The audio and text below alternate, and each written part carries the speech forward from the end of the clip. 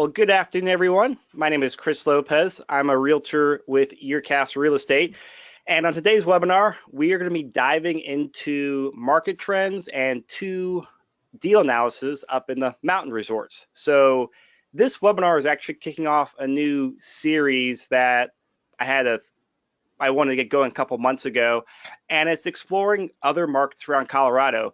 I want to do this for my own interest. I've also had a lot of other people ask me about for data or for referrals down in Colorado Springs or up in the mountains or up in Fort Collins. And I did not have that network yet or the knowledge. So I put down my list to go out there and learn. And today's webinar is going to be the first one to kick off the series. And we'll be doing more of these in the future to explore Colorado Springs, Fort Collins, Greeley, that area, and also out in Grand Junction. And, hopefully have these as a recurring segment.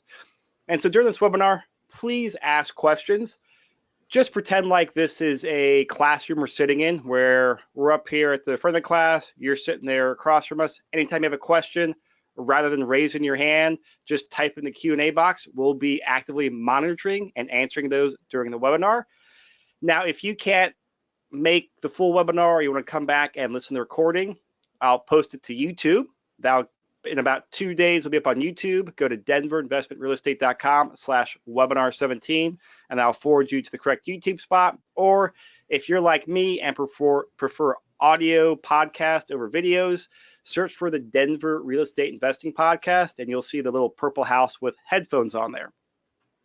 So getting into today's webinar, we have Amy Nakos presenting today's content.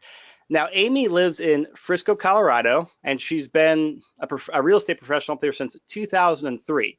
So she and her husband own and operate a mixed-use commercial and residential property that they purchased at a foreclosure and also developed a new construction fourplex. In addition to all that, she's a managing broker at Your Castle Summit, as also a licensed Colorado attorney. So she is one of the best people to dive into today's details. So Amy, thank you for joining us today. I really appreciate it. Thanks, Chris, for having me. And bear with us 1 second while I turn the screen over to you.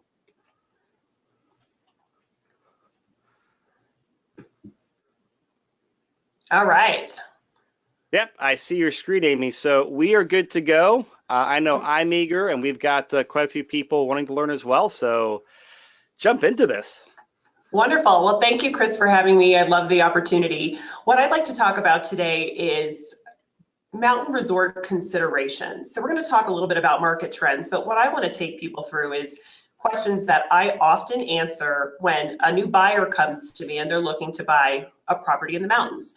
So I want to take you through those different considerations. I'm going to tell you a little bit about pricing trends. And then what we're going to do is most people, and I think the audience that we have online today, are going to be interested in rental income and how they can offset some of their expenses or even all of their expenses with short-term or long-term rentals. So at the end of this, we're going to go through two spreadsheets where we're going to talk about, and I'm going to show you specific examples of properties that are actually currently on the market right now.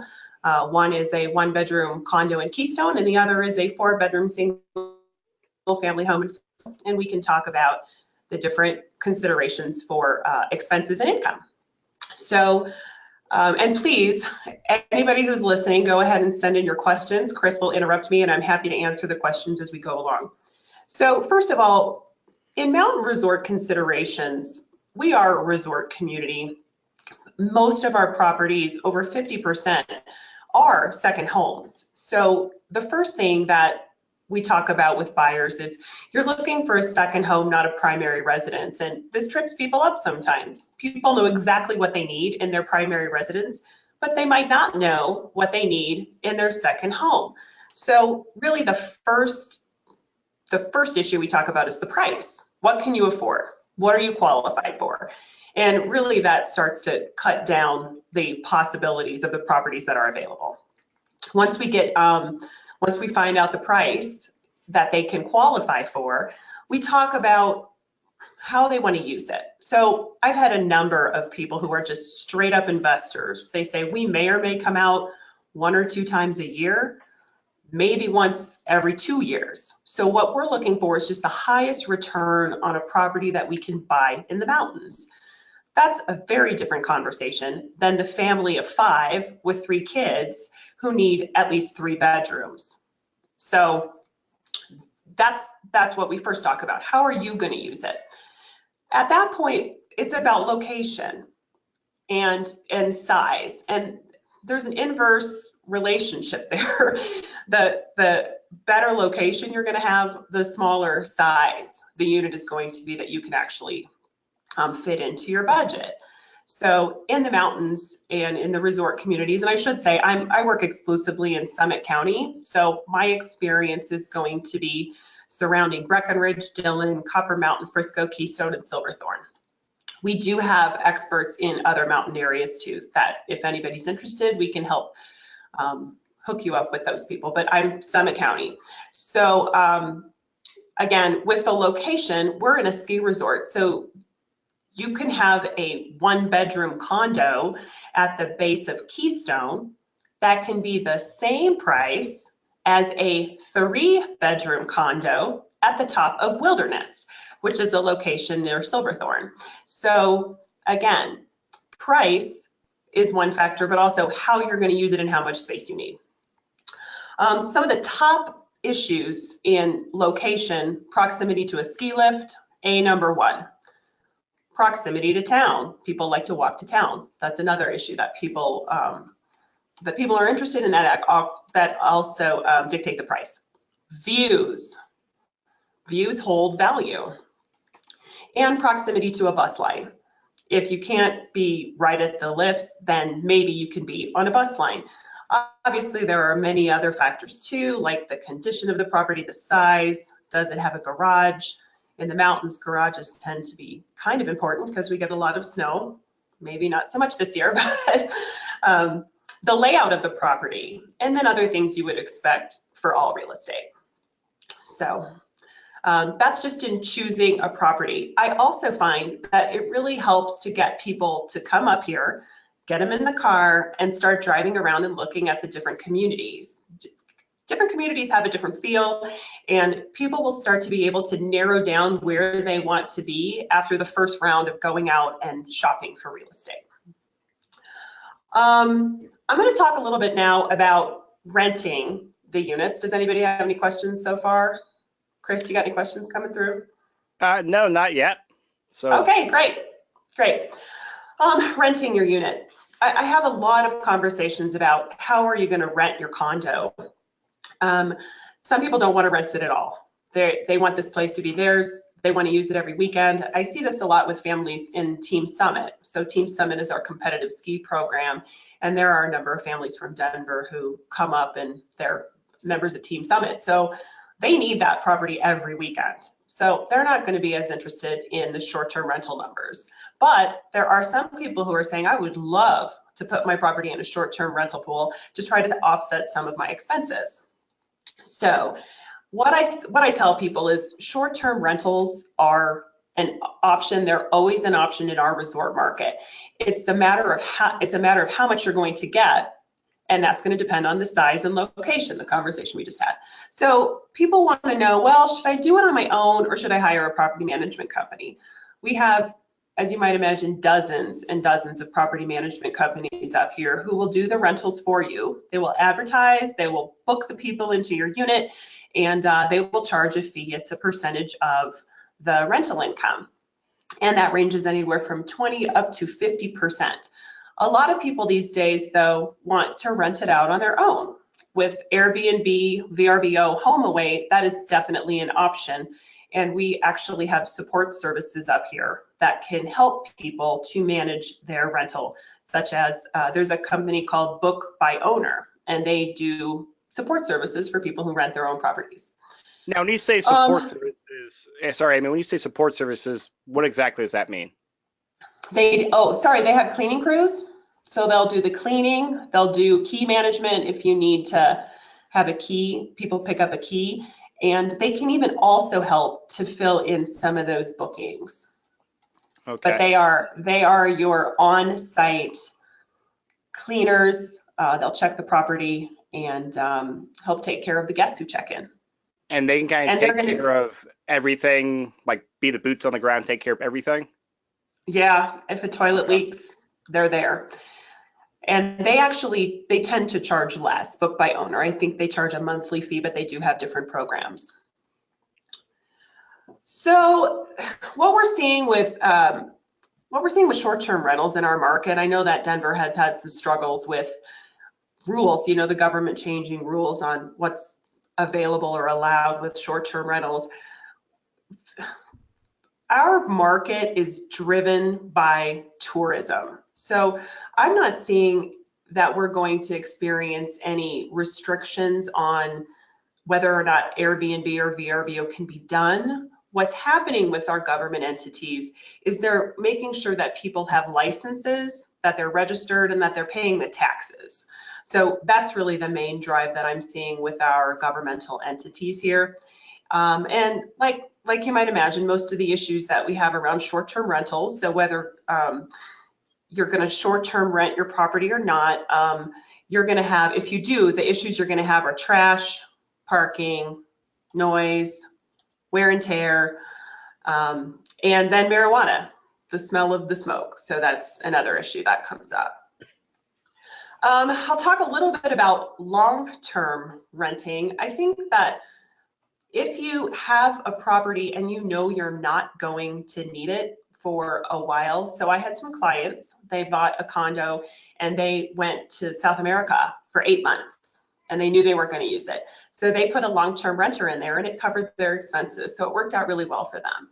We have a major housing shortage here in Summit County. So your property will rent long-term. If you need to cover your expenses, you may be able to, and that's really dependent on how much cash you put down and HOA dues and your mortgage payment as to, you know, some properties you're going to be able to cover your costs with rent and others you aren't. The ones that you're going to have a harder time with are the ones that have high HOA dues and high amenities, highly amenitized buildings. So what I tell people when they're looking to buy mountain resort property is that a long-term renter is always a great backup option should all else fail. Should they get transferred and they're not going to use the property anymore, you know, if the tourism industry for whatever reason slows down, I don't see that happening. It's spring break here right now, by the way, so I don't see that happening. But long-term, having a long-term renter is always a great option. So that's kind of the general topic on, or general considerations on short-term and long-term rentals. We'll talk a little bit more about it when we get into the specific spreadsheets, if that's okay, now, unless anyone has questions. Yeah. So Amy, for the, I'll say like the Airbnb model versus the traditional short-term vacation model, is there a different set of taxes and rules that the government up there is hitting Airbnb people with versus short-term, or is short-term, regardless of how it's being done? It's the same. Okay. It's the same tax rate. Mm-hmm. And what approximately is that? Like, I know it is in Denver. I've been following that, but just the general gist, what is it up there? 8 to 10%. Okay, that'd be like the lodging fee or whatever, or whatever they call it. Okay. Yes. Yeah. Great. So I'm going to move on and talk. Yeah, I'm going to talk about homeowners associations for a minute. Many people hate homeowners associations, but a lot of our properties here do have homeowners associations. Our single family home average price up here is 1.1 to 1.2 million. So to get out of having a homeowners association, you have to have a pretty big budget and be in a single family home. So what I find is most of my buyers, and I'll step back a bit, homeowners associations are necessary when you're in resort properties. They have swimming pools, they have snow removal, they have they need to be, the common areas need to be cleaned, the snow needs to be removed from the parking lot. So homeowners associations are important in resort properties. I find a lot of my clients really do enjoy being close to in the resort or close to the slopes. So they're in a homeowners association. considerations when you're going into a homeowners association is, number one, how much is it going to cost me? And many people do have sticker shock on the amount of homeowners association dues. If you are in, let's just say, Copper Mountain, Center Village, Keystone, right at the lifts, or right in River Run, even in Frisco in town, you're going to have dues. If you have a 2-bedroom, 2-bath, you're going to want those dues to be at least $450 a month. And that's my own opinion. But the reason the reason you're going to want that is you don't want any surprises in the future and have a special assessment. One of the things to consider. Amy, let me clarify. So you're saying you wanted a minimum of 450 because that's a general rule of thumb to cover services and reserves? Yeah. Okay. Yeah, some buildings are a little bit different. I'm thinking of another building in Frisco right now where the dues are lower, and it's because there's more units, so the costs are spread out among more people. So a 2-bedroom, 2-bath there might be around $350 a month. Okay. A lot of things to consider with that, though, Chris, is that those dues often cover internet, Wi-Fi, cable, heat, trash, water, sewer. So if you were to break out those expenses and have to pay them on your own, you're going to start to rack up those costs anyway. So before people start to get upset about the amount of dues, I say, well, let's just look at what it covers. Let's see what you're saving where you don't have to go bring in Comcast on your own. That's already handled. Okay, that makes an easier pill to swallow. It sure does. It sure does. We have, being in a resort, we also have buildings that have a lot of amenities. So you're going to have indoor swimming pools. You're going to have heated walkways, hot tubs. Many buildings, for instance, if you're familiar with River Run Village, or if you are familiar with Copper Mountain, all of the walkways in those villages are heated. And so those need to be paid for. So that's another consideration that comes in with your HOA dues. Rules are another thing to look at in homeowners association, and rules, that's kind of where the rubber meets the road, in my opinion. That's where it's going to affect your daily life. Some of the main rules that I hear people talking about are pets. It's pets. Most buildings do allow pets. There are a few in Keystone that don't. So a local broker would be able to help you out and know which buildings have allowed pets or not. And as with all homeowners associations, any investor or anybody looking to buy is going to want to look at the capital reserve study and make sure that the homeowners association has a proper savings, so that if anything happens, if anything unexpected happens, they have some money to not only cover unexpected expenses, but also they're saving money for the different items that are going to come up in the future. And that can be found in the capital reserve study. A little bit about, I'm going to move on to Summit County pricing trends and talk about that a little bit. We have seen great appreciation in the last 3 years. Summit County follows the Denver market. So we have historically been 12 to 18 months behind the Denver market, but with the latest recession, we were probably about 2 years behind the Denver market. So as Denver was recovering, we still were not up here. We actually started to see most of our appreciation in 2015. So in 2015, we had an average appreciation of 10.2% on all of our residential properties. 2016, we were at 6%, and 2017, last year, 18.37%. So last year was a huge amount of appreciation. And what happened is we just have an inventory shortage and a buyer demand. So if you're in Denver, you're in the Denver market, you can feel our pain, right? It's a similar situation. We are a much, much smaller market. However, in our entire county, in Summit County, we have 29,000 properties. That's it. Right, currently on the market, we have 315 in Summit County on the market, 315. So our last Amy, year, yeah. Sorry, so you said you're currently at 315. What's like a normal healthy inventory for up there? Is that how many units on inventory is that a normal market up there? It's been short, it's been low like this for years. I don't even know what a healthy market would be. I suppose if you were to say, I don't know if it's 1% or 0.5% that is on Okay. the market for a healthy market, but with a total of 29,000 units and having 300 on the market, it's really low. It's most definitely a seller's market. We sell around 2,500 properties every year. So yeah, not a large market up here. We're not thousands and thousands of properties like in Denver. So with that, with 2,500 properties, we sell less than 1% annually of all of the units that we actually have. So inventory shortage, that number really can't go up. We can't really get more than 2,500 sales per year. So that's why prices are going up. It's a pretty simple supply-demand analysis. In terms of new construction, we do have some new construction projects coming online, which is fantastic.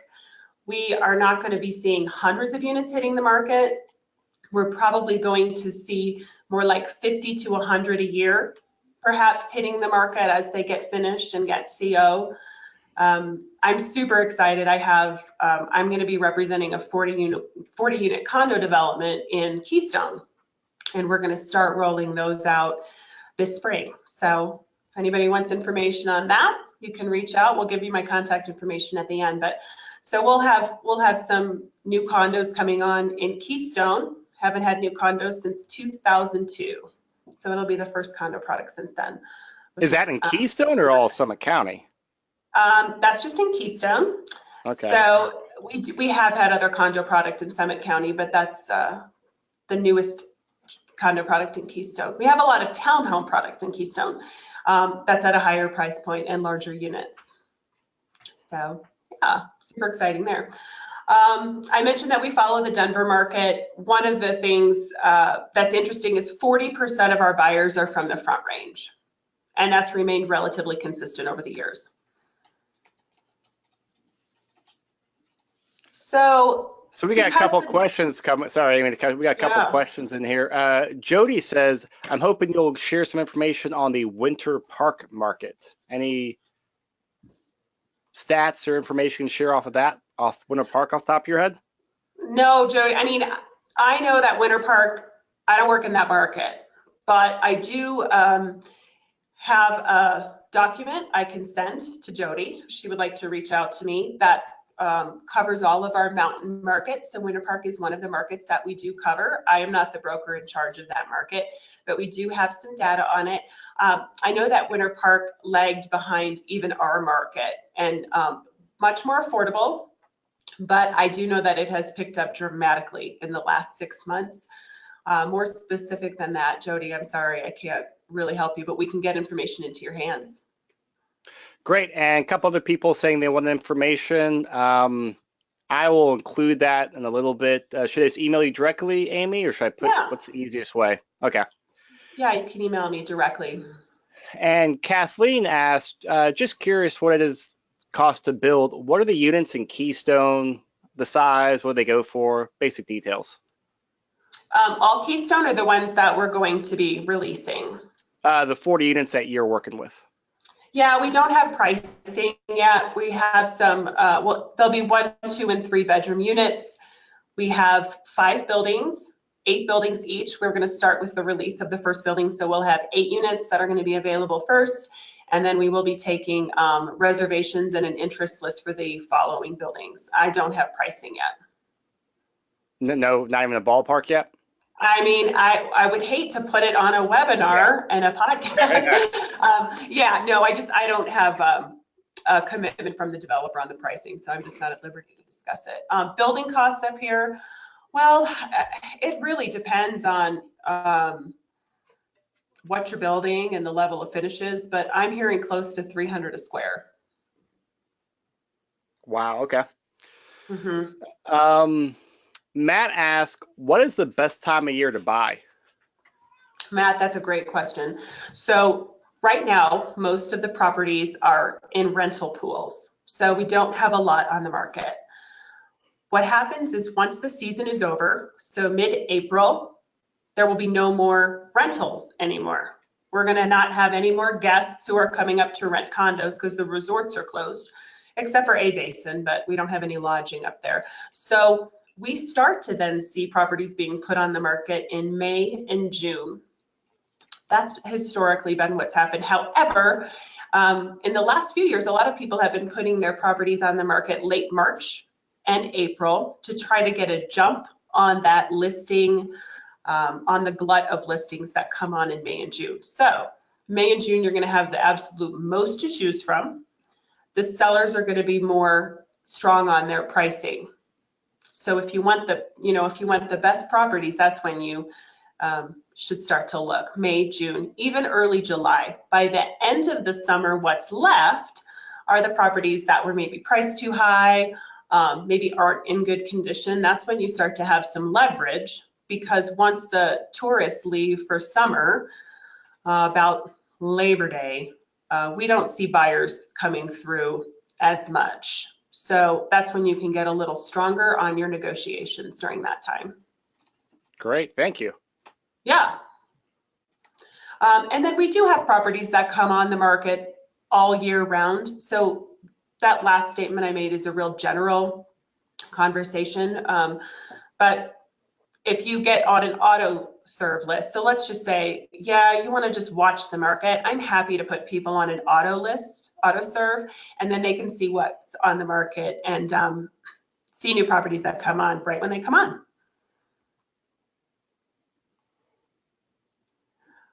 So sorry, I'm just trying to scroll through the questions here. I think we answered them all, and I forgot where we had left off before we went down this Q&A. So hopefully you remember what we were talking about, Amy. Yeah, no, I'm good. So we're expecting probably this year an appreciation, probably about a 4 to 6% appreciation in Summit County. The thing that we see here in Summit is that Denver is growing so rapidly, and people are moving to Denver for lifestyle, right? I always say if it weren't for the mountains, Denver would be Kansas City. So people want this lifestyle. They want to come up here, but I-70 has been a real bummer if you want to do a day trip on a weekend. And it's getting more and more congested even in the summer. So that's making our market grow. People who want to have a place up here and spend time up here is driving our market. And with 40% of the buyers being in the Denver Front Range, you can see how the Denver market and the strength of that market does boost our market. So what I get asked is, well, is there still opportunity? Is it still a good time to buy? And we always talk about this as realtors. If I could time the market, I wouldn't be doing this job. I'd probably be on CNBC. But what we do know is that no one can really time the market. But if we're tracking Denver, you can pretty much know that if Denver's doing well, we're doing well.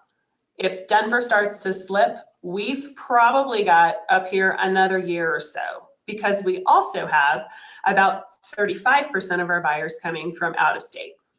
Most of them from Texas, but many from the Midwest, Chicago, Florida. So our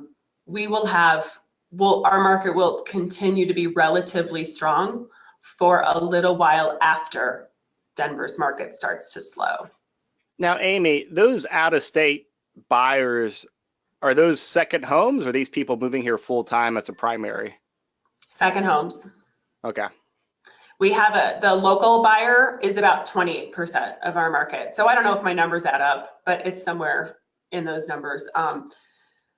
So if somebody were moving here full-time, they would be tracked as a local. Okay. Mm-hmm.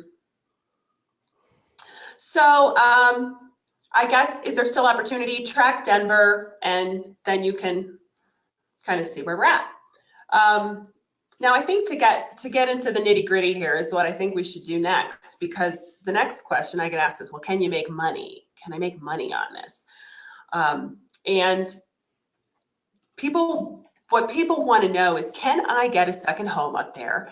Can I use it to come up and ski and stay when I want to stay? And can I rent it out when I'm not using it and make money. How does that look?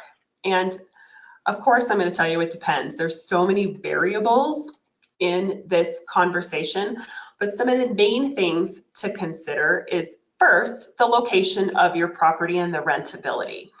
So what I like to talk about is zones.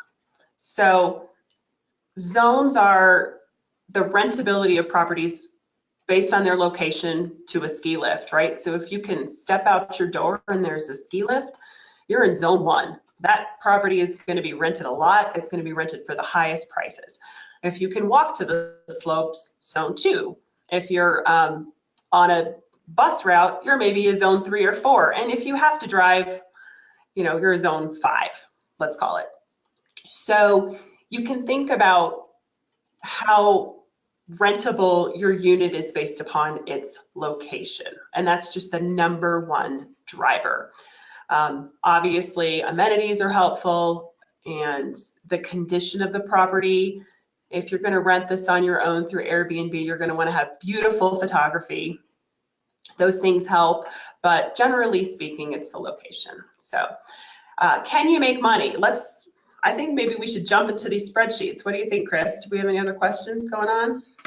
No, but I'm sure once you start the spreadsheets, the questions will come pouring out. So I know a lot of people are like me, and that's what I enjoy, and others enjoy that too. So yeah. All right. So what we're going to do is I'm going to start by discussing a 1-bedroom in Keystone. And this one just came on the market. So I just put this analysis together this morning. Hey, Amy? Yes. I'm sorry, before we jump in here, so Matt's asking a follow-up question. So you were saying the more expensive the property, i.e. the closer to the lift, the lower the vacancy. Yes. And the higher the rental rate. Do you have are you able to give percentages or any kind of examples of that? Or is it, I know it's probably so relative to so many factors.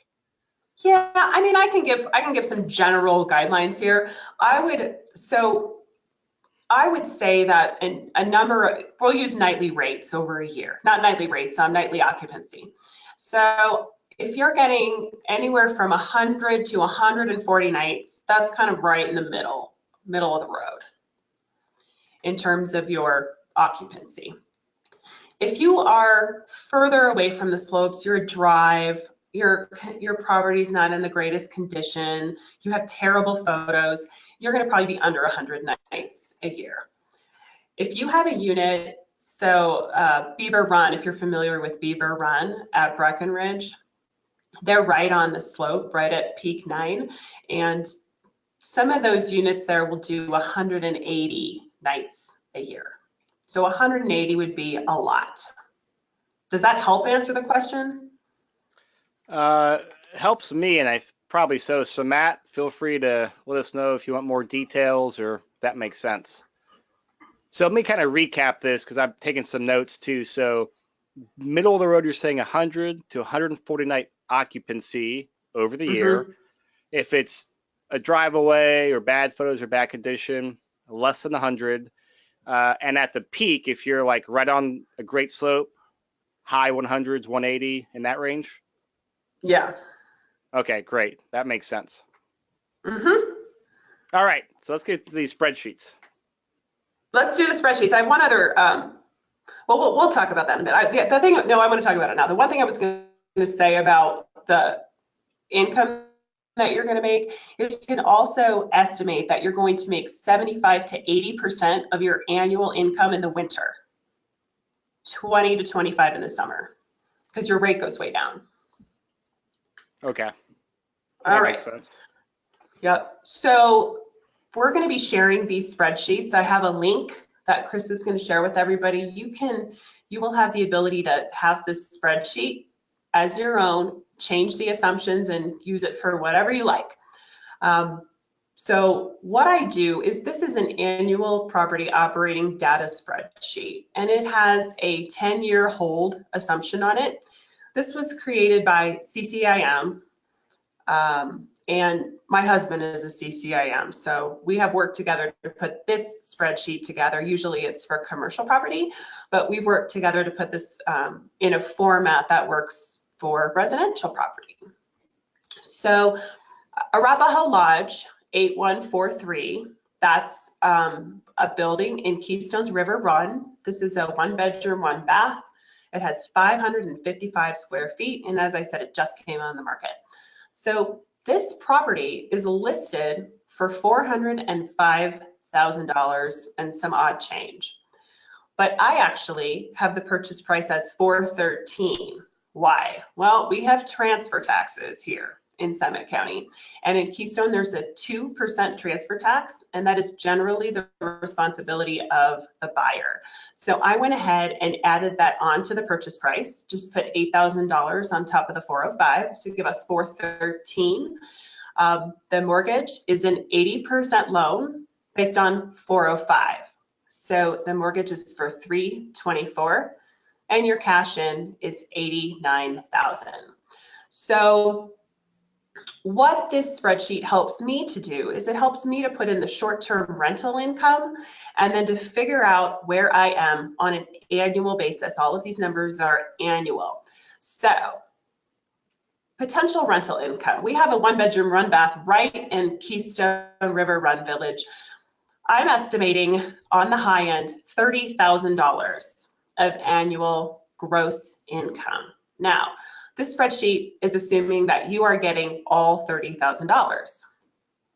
If you hire a property management company, they will take some of those fees, obviously. The real estate taxes are actually $820 on this property. I put $400 for annual property insurance. You're just going to need a condo policy on this. $1,000 expenses for whatever. $500 repairs and maintenance for whatever.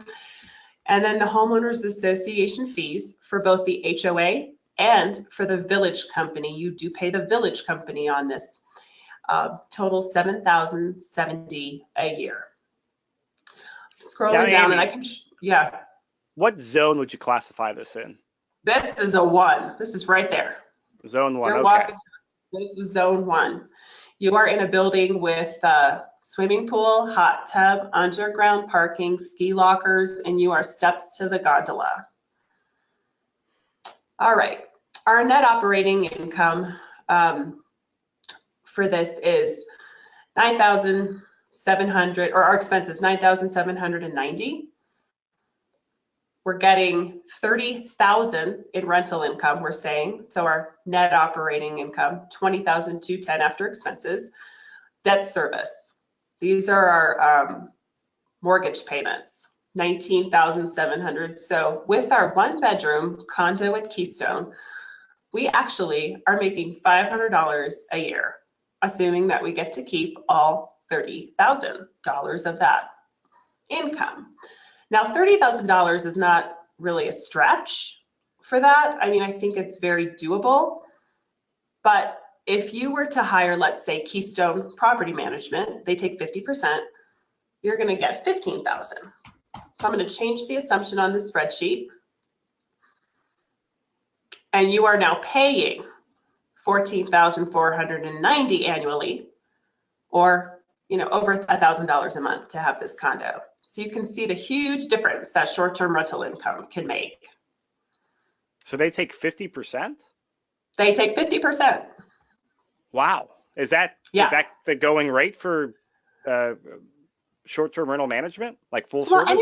Anywhere from 20 to 50%. Keystone Property Management, they're the big dogs. So if you ever see the advertising where stay at Keystone and your kids ski free, it's through them.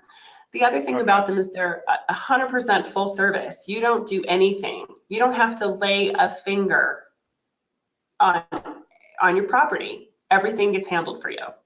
You just get your money. You get checks.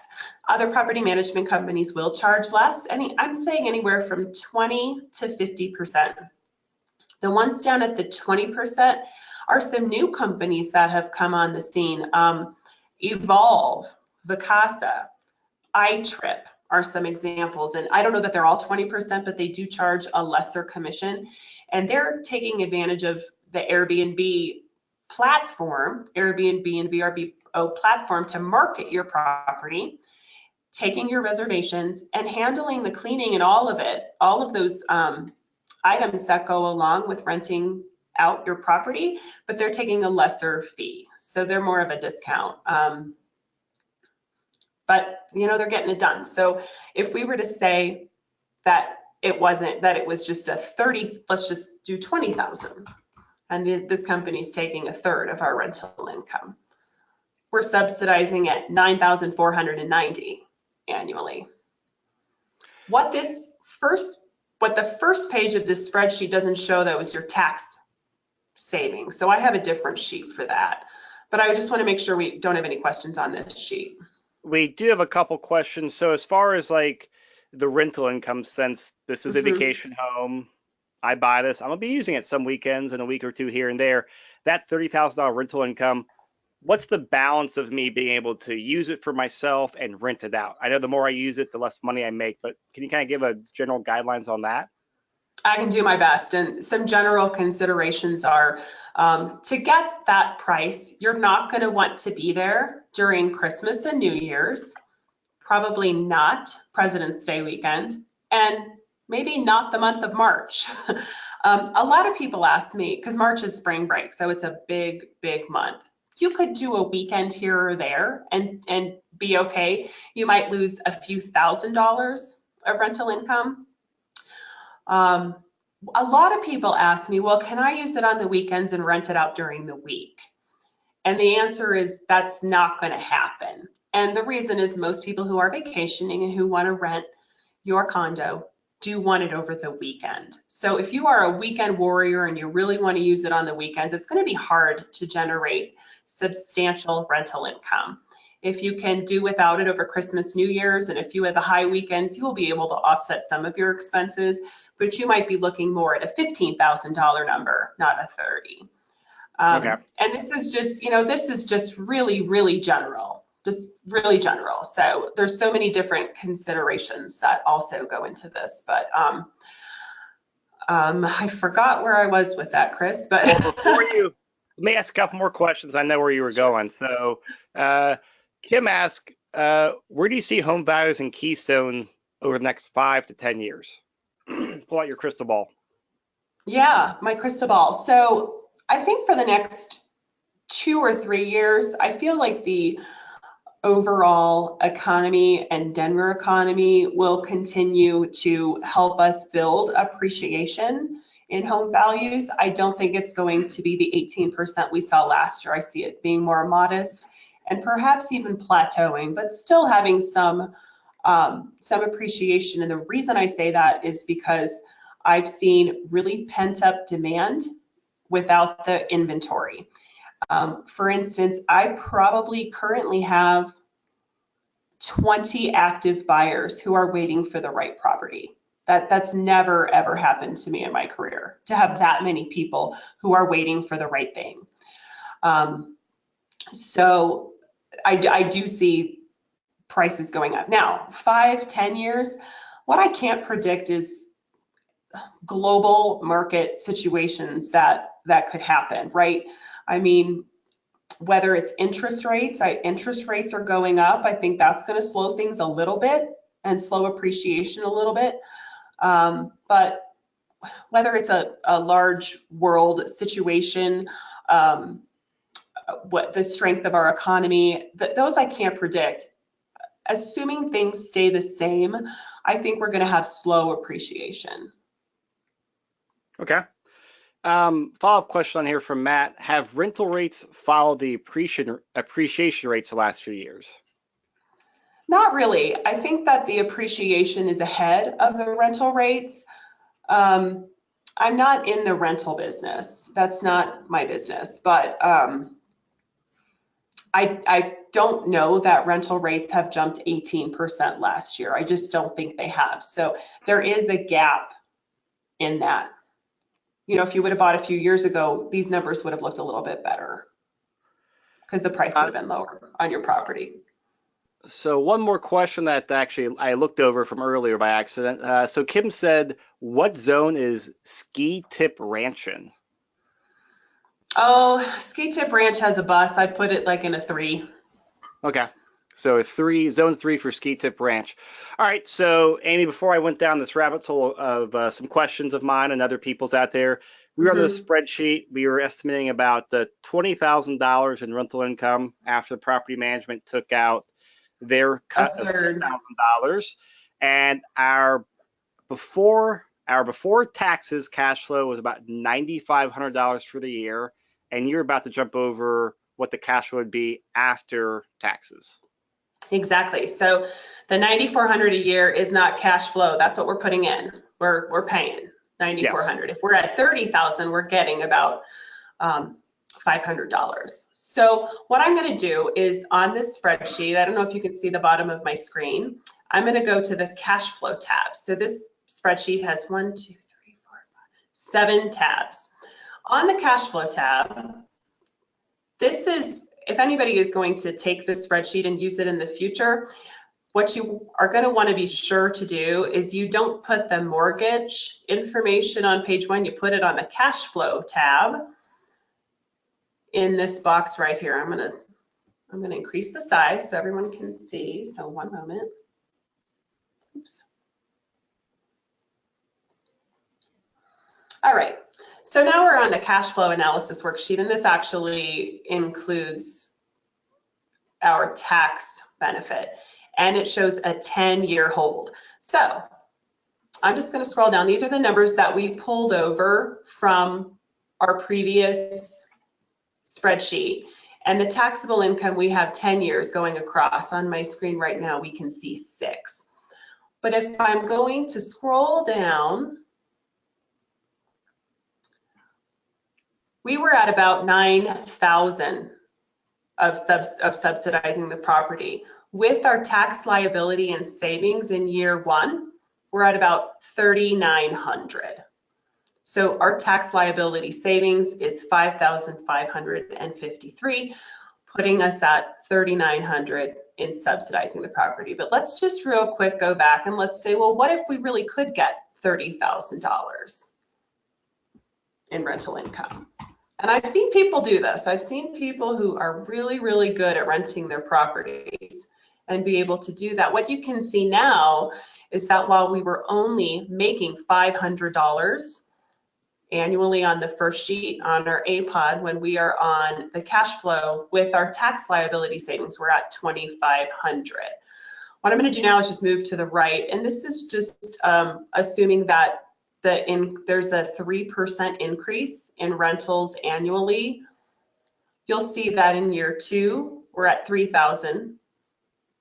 Year 3, 3,300. But when we get to year 10, oops, I lost it.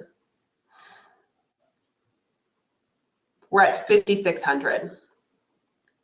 So, a couple questions on here. So, I think I saw on the spreadsheet you're assuming 35% tax bracket, right? Is that the number, the tax bracket I we're think that is, calculating? yeah, we Okay. are 35%. The second thing, so the tax benefit, is that mostly coming from depreciation, right? Yes. Okay. You can see the cost recovery. Mm-hmm. Because I don't know the rules with this. I mean, as a second home, can you still write off like the full depreciation like it was a rental, or are there a different set of rules where you have to do a percentage? Do you know? Used to be that you could. With the new tax bill, it is different, and I don't know the intricacies of it with the new tax bill.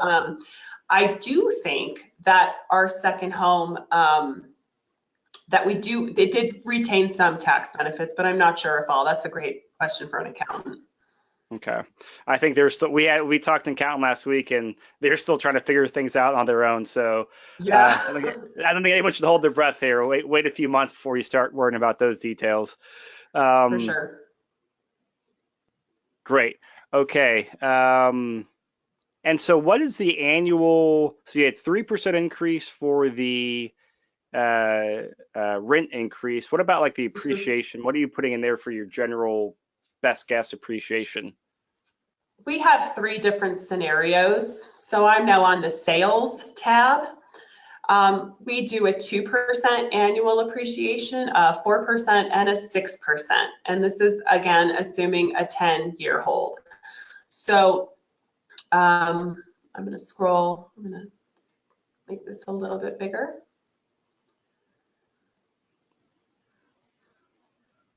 So the projected sales price 10 years out with a 6% annual appreciation, $783,997. With 4%, $635, $795, and with 2% annual appreciation a year, we would have the property be at $513, $514.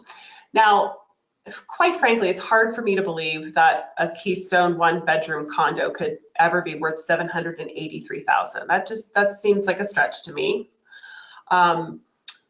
So that's assuming 6% appreciation a year. However, our average appreciation in Summit County over time has been 6.7%. So maybe it's just hard for me to see 10 years in the future and imagine that type of increase.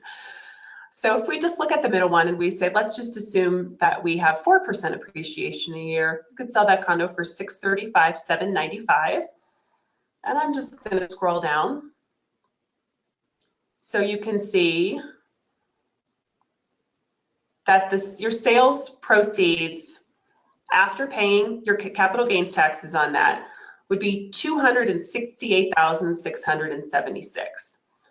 If I go to the next tab with the IRR, you can see what your internal rate of return was on your initial cash. So let me make this bigger. So alternative one is the 6% appreciation a year. We're saying that you would make 19.71% as an internal rate of return if it appreciated 6% annually, 15.98 if it appreciated 4% annually, or 11.74 if it appreciated 3% or 2% annually. That's before tax. Scroll down a bit. After you pay your capital gains taxes, the numbers are alternative one, if it's 6% annually, 18.05%. Next, alternative two, if it's 4% a year, 14.49%, 2% a year, 10.48%. Now, again, I don't know the rules of second homes, but is that something people can do with 1031 with to avoid capital gains? Yes, absolutely. I do a number of 1031s. So this is assuming that you're just selling it and not doing a 1031. Okay. And so, but same 1031 rules apply to whether it's second home or investment property? Yeah, they do. Okay. Huh, generally though, for the 1031, it needs to be qualified as an investment property. So second homes don't qualify for 1031s. However, many people rent out their properties and have income on it. So it is a question that we have them discuss with their accountants to make sure that they qualify for the 1031 and that it's not just their second home. So if it's just your second home and you've never rented it out, that's going to be a tough 1031. If you do short-term rent it, then you can work with your accountant and 1031 company to make sure that you qualify for the 1031 exchange. And so I'm just totally playing this scenario out in my mind. So let's say I buy a place for 10 years and and I use it, a couple weekends, couple weeks out of the year, rent it out the other times.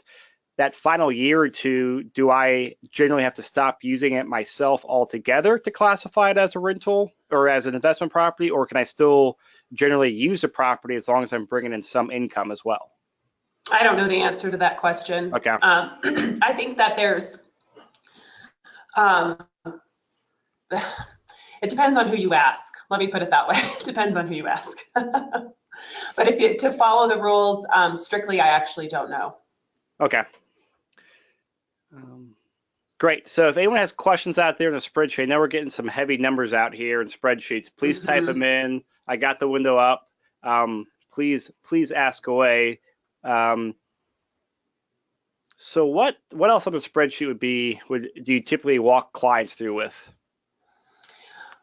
Many of my clients don't even get to this spreadsheet because their motivation is to have a place for their families to go to.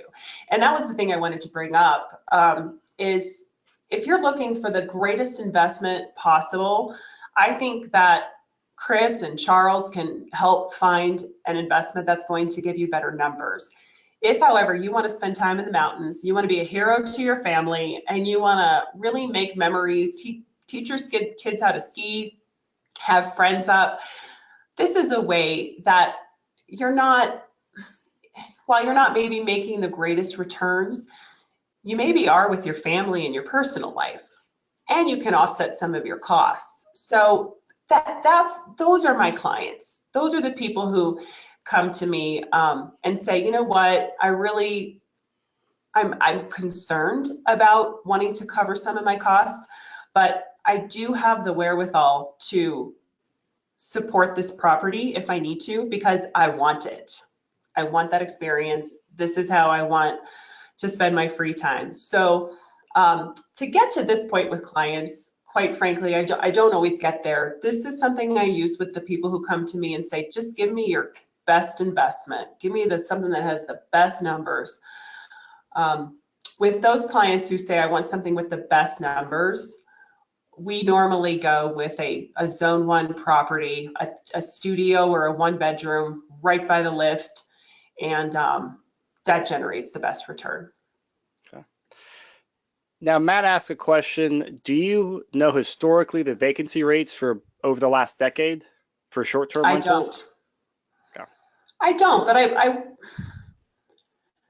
mean, I could ask a property management company, but I think you're going to get skewed results on that. You're going to get their results. You're not going to get the whole market. So this type of occupancy data is not centralized in any one location.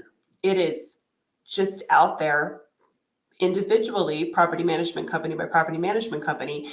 And then when you throw in the Airbnb and VRBO, sometimes those numbers get reported by the entities, the town entities. So Frisco keeps track, and I think Breckinridge keeps track of their nightly numbers too. Other entities may not. So they might have a gauge on that. But with Airbnb and VRBO being so new, I don't think you're going to get good historical data. That makes sense. So Jacqueline asks, is there a minimal amount of rental days you have to rent your property out to be classified as an investment property? I think it's 14, but again, that is a good question for your accountant, especially with the new rules. All right, so I see a couple requesters saying, let's move on to the 3-bedroom spreadsheet if you're done with this one. Let's do it. This is a 4-bedroom house. This is a single, so I did one in a resort. Now I'm doing a single family home in Frisco, and this is a completely different product type. So your 1-bedroom in Keystone are going to get a certain type of renter that wants to be close to the slopes. They're willing to pay a premium for that. This is a house where you're going to put the entire family. It's a 4-bedroom, 4.5-bath house, 3,705 square feet. And the rental projection that I got on this from a property management company is $75,000 annually.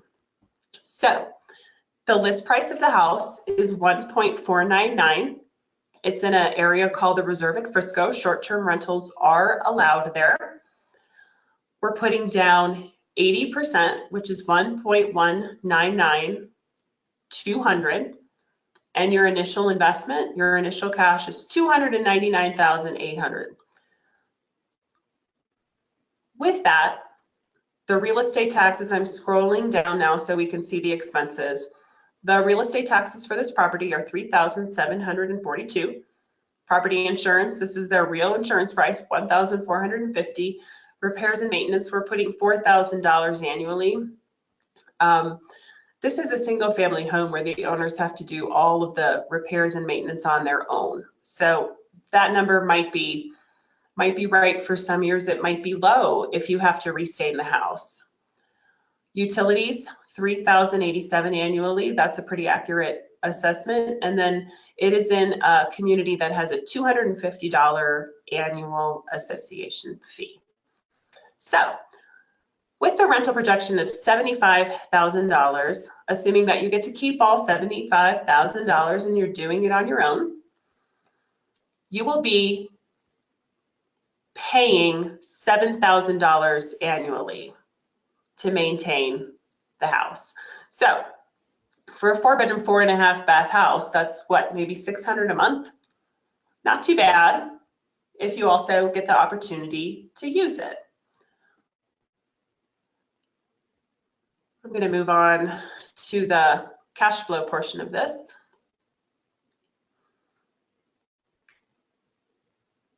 When you figure in, now we're on the page that shows the tax benefits. With the tax benefits, year one, and the depreciation and the tax liability savings, you have a cash flow of $2,800 coming in on this home. And after 10 years, assuming 3% appreciation or 3% increases on your rental income, you would be bringing in $12,000 annually, or around $1,000 a month.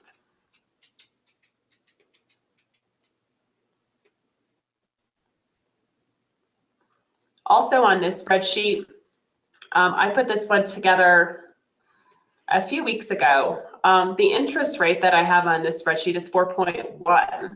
The interest rate that we're seeing now is maybe closer to 4.5. So if we just change that assumption,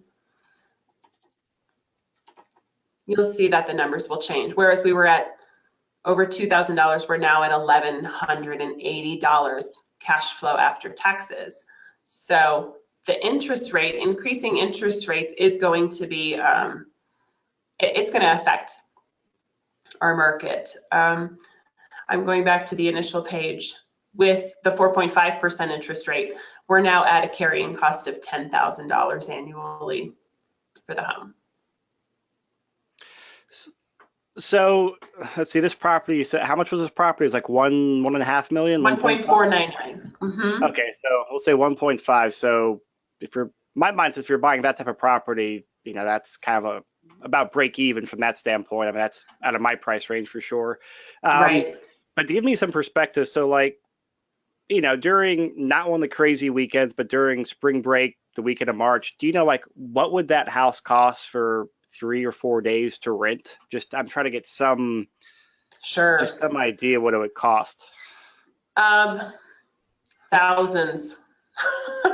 Really? It would be a lot. I mean, I think you'd be at $500 or $600 a night. Okay. Mm-hmm. And, you know, another way to think about that house too is sometimes I see people who go into homes with their friends. So if you have 4 different people who go into this house together, that's, you know, everybody's paying 1/4 of the down payment. They maybe each have their own bedroom when they go. You can Airbnb those bedrooms separately. So it can be sliced and diced that way too. Instead of just one person owning it, you could have a group of people owning it. And question here from Chris. He says, is this based on renting it out full time?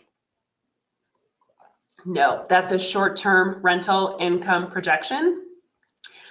My guess would be that if you were to do a long-term on a house like that, you could maybe get $4,000 a month for that home, because it would be hard to get more than that for a long-term renter. So if it's $4,000 a month, 12 months, $48,000.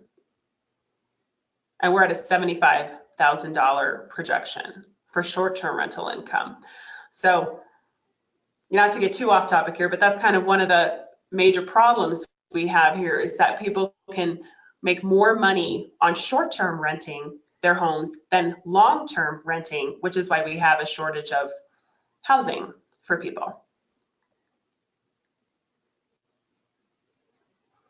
So I moved on to the IRR NPV page, and this shows, again, the 3 different assumptions based on appreciation, and where you would end up after a 10-year hold.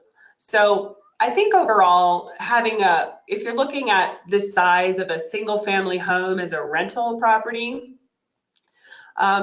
you're going to see that the numbers they actually end up being almost the same as our last analysis.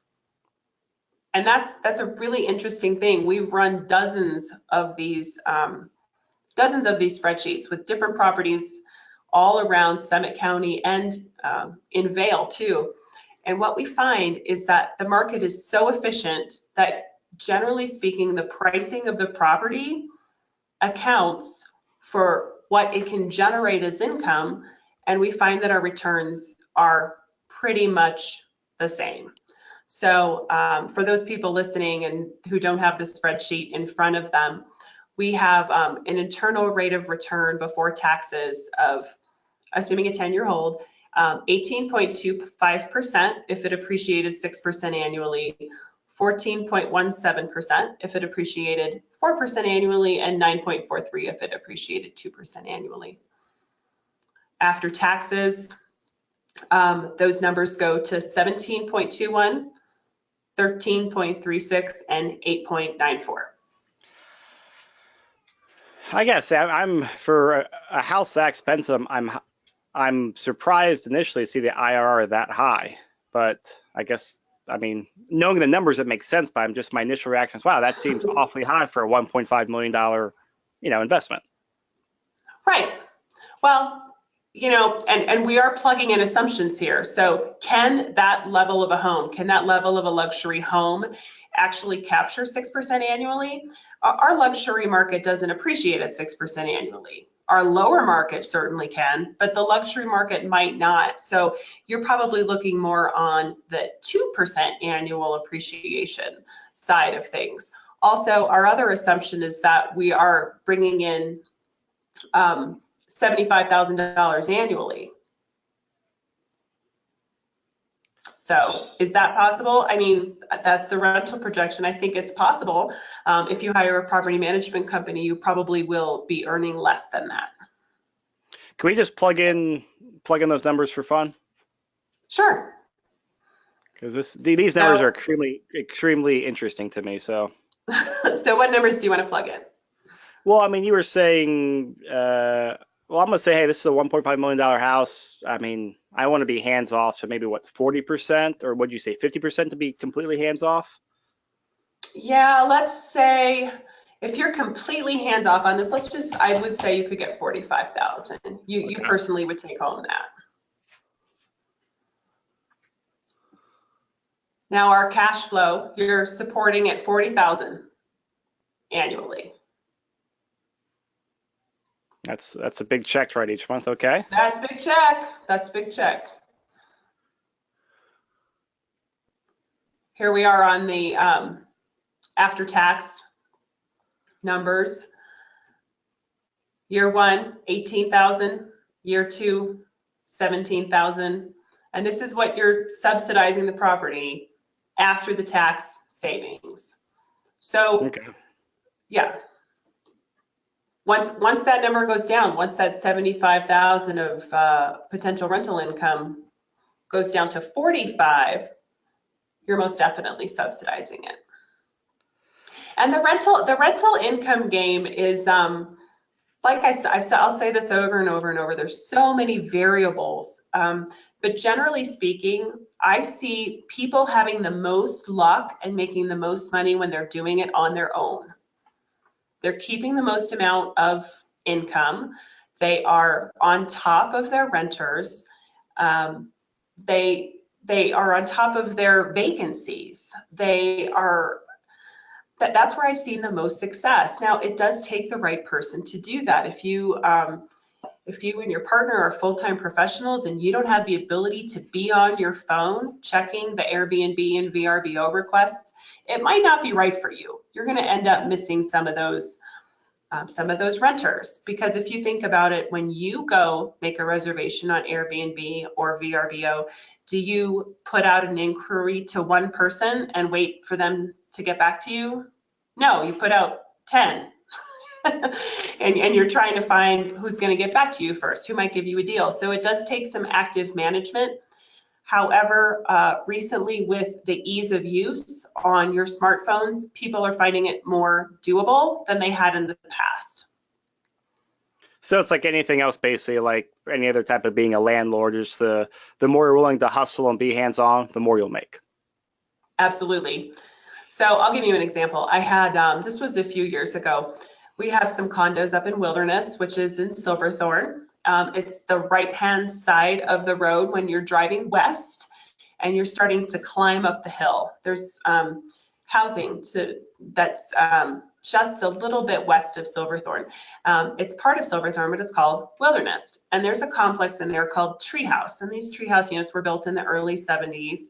And there was a woman from Denver who had a 2-bedroom, 2-bath, and other people were probably getting $13,000 to $14,000 annual gross rental income. All right. This girl was doing it on her own through Airbnb, and she was making $22,000 and keeping it. She was cash flowing that place. Wow. And I said, well, how do you do it? What are you doing? She goes, I'm just on it. I have some other clients who have, they have a home in Blue River, and they bought this home, and it's a 3-bedroom house, and it had a apartment above the garage. So they long-term rent the apartment, and they, on their own, Airbnb this 3-bedroom home in Blue River. And they're, like I said, they're on it, they're active, they're cash flowing without a problem. And they are loving it. They're looking for more of those opportunities and asking me for more. So with the right person, the right attitude, and the right, I guess, hustle, that's the right word, you can do quite well on Airbnb and VRBO. So we got a question from Paul. He says, in regard to the transfer tax, Amy, is it everywhere in Summit County and the mountains in general, or just certain municipalities and complexes? Or is it just attached properties or just single family home? What's that 2% transfer tax apply to? Great question. Keystone has a 2% transfer tax in River Run. And so my answer is it depends. Breckinridge in town limits has a 1% transfer tax. Frisco within town limits, a 1% transfer tax. And I say within town limits because sometimes you might think you're in Breckinridge or you might think you're in Frisco, but it's actually not part of the town. It's county land. County has no transfer tax. Copper Mountain in the Center Village has a 1.5% transfer tax. Outside of the Center Village, there's no transfer tax. So it will be listed on the listing. If the broker is good and knows what they're doing, the listing sheet will have what the transfer tax is, but it's going to vary.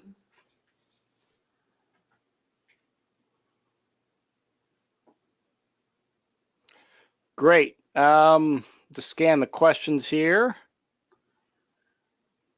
I think I hit all of them. If I missed any questions, people, please retype it in here. I know we're about 15 minutes past the hour, so webinar is running a little bit long. So we'll start wrapping up here. If you have final questions, final thoughts, please put those in the Q&A box.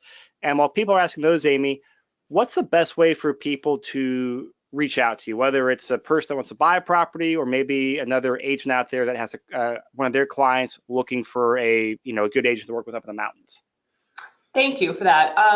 Yeah, I love to pay referrals. So if you have clients and you want to send them to me, probably the best way to contact me is by my email or my phone. So my email, it's on the slide at the beginning, but I'm going to tell it to you right now. It's Nakos, ANAKOS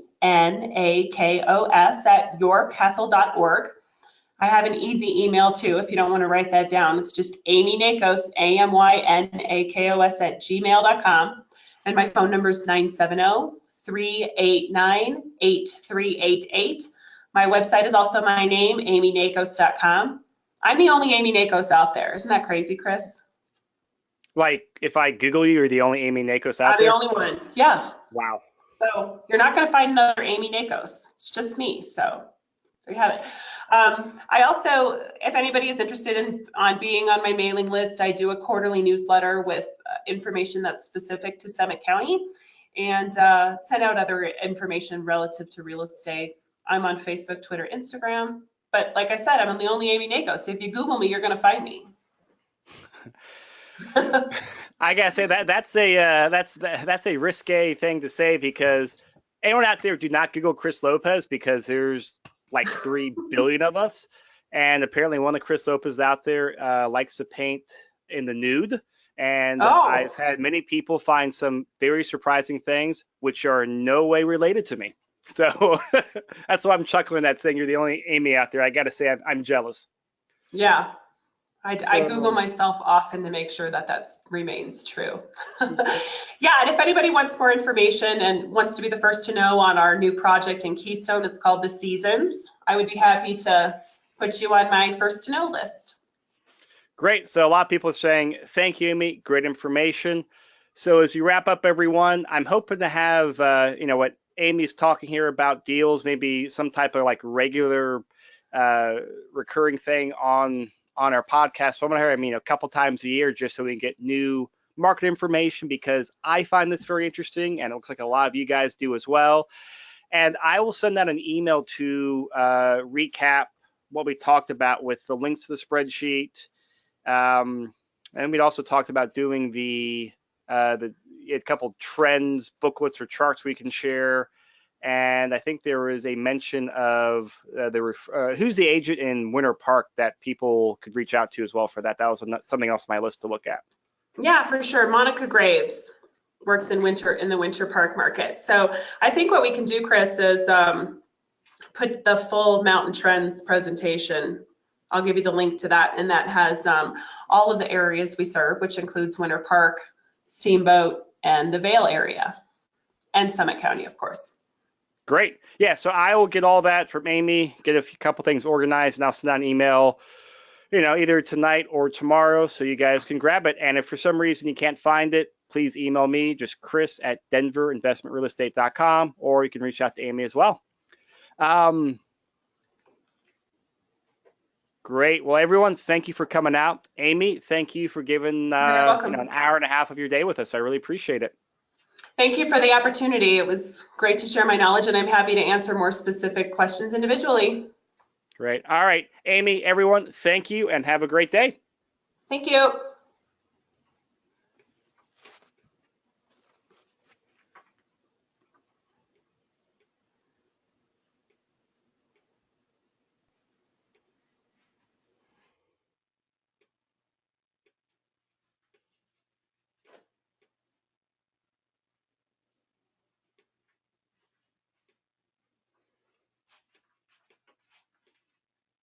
Oh, you there, Amy? I think I've lost it.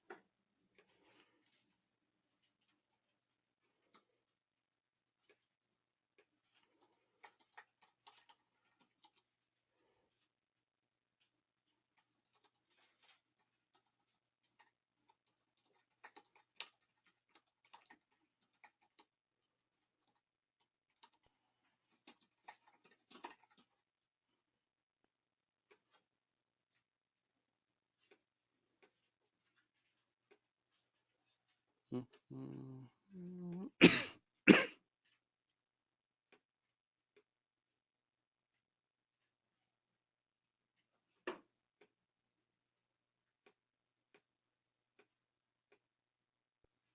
weird.